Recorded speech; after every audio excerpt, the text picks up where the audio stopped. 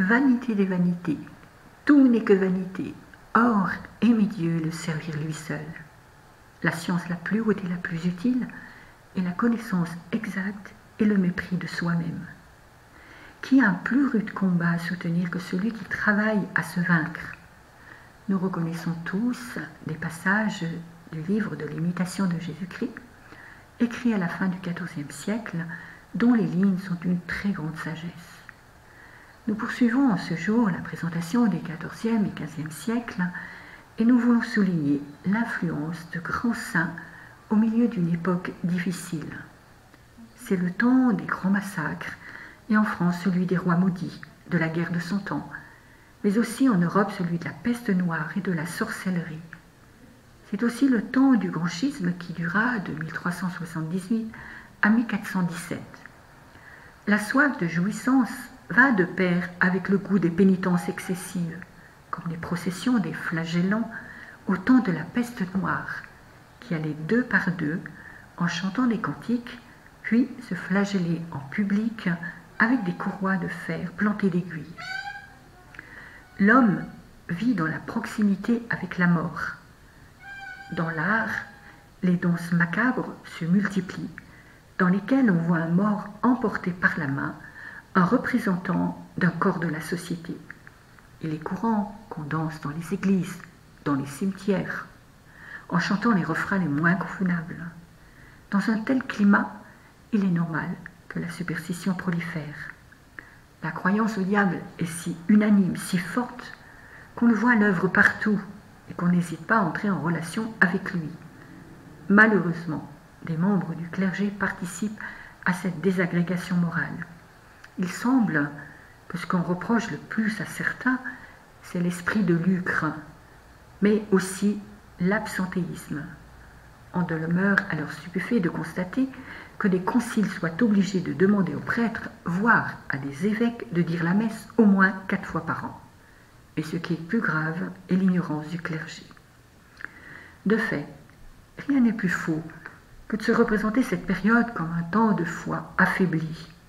Ainsi, dans la seconde moitié du XIVe siècle et dans la première du XVe, on assiste à un admirable épanouissement de la mystique qui se fait cependant plus intérieure. Celle-ci vient notamment d'Italie. Il est à noter la grande influence de saint Bernardin de Sienne, italien, et sa dévotion au salon de Jésus, qu'on retrouvera plus tard chez notre sainte nationale Jeanne d'Arc, puisque dans les flammes, on l'a entendu répéter au moins 6 fois le nom de Jésus. Bernardin, né le 8 septembre 1380 d'une illustre famille de Sienne. Il perd sa mère à l'âge de 3 ans et son père à l'âge de 6 ans. Il est alors accueilli chez sa tante. Il commence ses études à Massa, puis se rend à Sienne. Lors d'une épidémie de peste qui frappe la ville, Bernardin se consacre au service des malades et, assisté de 10 compagnons, il prend l'entière charge de l'hôpital. Cet engagement rend sa santé fragile et il ne s'en remettra jamais complètement. Bernardin prend l'habit des frères mineurs de Saint-François le 8 septembre 1402, il fait sa profession le 8 septembre 1403 et il sera ordonné prêtre l'année suivante. Il commence alors à prêcher à 25 ans près de son couvent, puis dans le voisinage immédiat de Sienne. Bernardin prêche sur les places de marché. Son auditoire atteint parfois les 30 000 auditeurs. Il prêche avec une entière liberté apostolique, et son mot d'ordre est la paix. Saint Bernardin donne une nouvelle impulsion à la dévotion du nom de Jésus qui est un de ses sujets favoris et un puissant moyen de raviver la ferveur populaire. Il avait l'habitude de porter un panneau devant lui pendant ses sermons portant le monogramme du Christ peint en lettres gothiques dorées entouré par les rayons du soleil puis de l'exposer à la vénération. En dépit de sa popularité, Bernardin doit supporter l'opposition, voire la persécution. On l'accuse d'introduire une nouvelle dévotion de caractère profane exposant le peuple au danger de l'idolâtrie. Mais le pape va reconnaître son innocence et approuver sa dévotion du Saint-Nom de Jésus. Il veut faire de Bernardin l'évêque de Sienne, mais Bernardin refuse, préférant continuer ses prédications. Il meurt la veille de l'Ascension, le 20 mai 1444. Dans la continuité, Saint Jean de Capistran, aussi un Italien, né le 24 juin 1386 dans le royaume de Naples. Il étudie à l'université de Pérouse, se marie quelque temps après, mais ne consommera pas son mariage. Son premier objectif était d'être juriste, ce qu'il sera à l'âge de 26 ans en 1412. Cependant, fait prisonnier, il va réfléchir sur sa vie et il va décider d'entrer dans l'ordre des franciscains après son veuvage en 1416. L'année suivante, il est ordonné prêtre. Il commence alors à prêcher, au début en Allemagne, puis en Autriche, en Hongrie et en Pologne. Enseignant dans les places publiques où de nombreuses personnes se pressent pour l'écouter, il a très vite le surnom de Saint Prédicateur. Ses prédications peuvent durer entre 2 et 3 heures.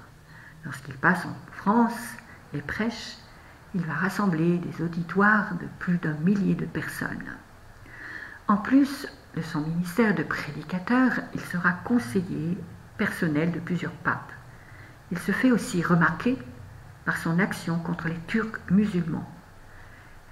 Jean de Capistran exhorte à la délivrance de la ville de Belgrade avec un drapeau orné d'une croix et au cri de « Jésus, Jésus, Jésus ». Après la victoire sur les Turcs, Belgrade doit faire face à la peste et Jean de Capistran va mourir de la peste le 23 octobre 1456 à l'âge de 70 ans. Il est le patron des aumôniers militaires. Devant cette nouvelle conception de la vie spirituelle, où la vie mystique tend à se séparer de la vie, apparaît Jean de Gerson qui souhaite que la contemplation s'appuie sur les facultés de l'intelligence. C'est un Français, né le 13 décembre 1363 dans les Ardennes à Gerson et mort le 12 juillet 1429 à Lyon. Universitaire, théologien, prédicateur, homme politique français des XIVe et XVe siècles, il est l'un des principaux théologiens du Concile de Constance de 1415 et un acteur important de la fin du schisme. Théologien reconnu, il est surnommé Doctor Christianissimus, le docteur très chrétien. Il est notamment connu pour son engagement au service d'une vulgarisation du dogme et sa théorisation de la théologie mystique. Vers la fin de sa vie, il va s'enfermer à Lyon, au couvent des Célestins, où il s'occupe à composer des livres ascétiques et à enseigner de pauvres enfants. Il meurt en 1429. En plein milieu de cette période, en recherche d'une perfection plus profonde, plus humaine, plus équilibrée, avec la figure de Jean de Gerson, est liée l'apparition de la Devotio Moderna. C'est un mouvement de réforme religieuse, demandant le renouvellement apostolique par la redécouverte de véritables pratiques pieuses. Il a commencé à la fin du XIVe siècle, en grande partie grâce au travail de Gérard Groth, qui a établi dans sa maison parentale une auberge pour des femmes pauvres qui voulaient servir Dieu, les sœurs de la vie commune. Après la mort de Groth, les hommes laïcs forment les frères de la vie commune, dont la majorité des membres sont prêtres ou candidats au sacerdoce. Ce mouvement prospère aux Pays-Bas, en Allemagne, au XVe siècle, et prend fin avec la réforme protestante. Ce mouvement est plus connu aujourd'hui par son influence sur Thomas à Kempis, un frère de la vie commune, auteur de l'imitation de Jésus-Christ.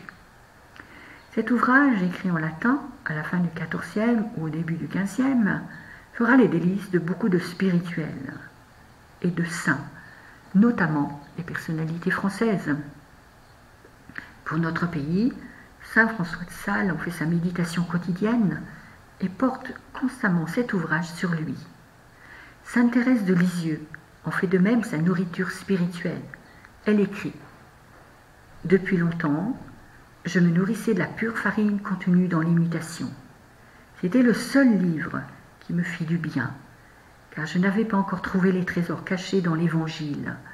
Je savais par cœur presque tous les chapitres de ma chère Imitation. Ce petit livre ne me quittait jamais. » Et dans les manuscrits. L'Imitation continuera d'accompagner Thérèse toute sa vie de carmélite. Elle a entre les mains 3 exemplaires de l'Imitation. Dans cet ouvrage, il s'agit de persuader les religieux d'une communauté de choisir l'intimité avec le Christ plutôt que la fréquentation du monde. La souffrance étant inévitable, mieux vaut souffrir avec Jésus que sans lui. L'Imitation est peut-être le plus largement lue après la Bible et est considérée comme un classique de dévotion religieuse.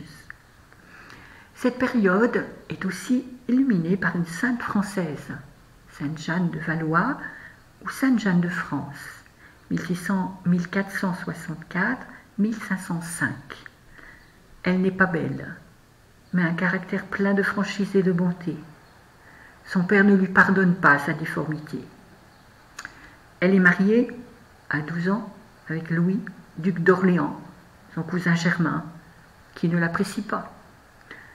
Devenu roi sous le nom de Louis XII, le duc d'Orléans cherche aussitôt à éloigner Jeanne et à faire annuler son mariage afin d'épouser Anne de Bretagne. Ayant obtenu ce qu'il veut, il offre à Jeanne le duché de Berry et plusieurs villes et une forte pension.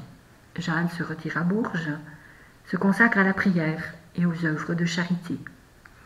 Elle reçoit le surnom de la Bonne Duchesse. Elle fonde à Bourges un institut de Vierges consacrées sous le nom de l'Annonciation de la Sainte Vierge Mère de Dieu, qui sera beaucoup plus connue sous le nom d'Annonciade. Jeanne y prend l'habit à la Pentecôte 1504 et y meurt le 4 février 1505. Sa vie rapporte l'une de ses extases, au cours de laquelle elle voit la fusion de son cœur dans celui du Christ.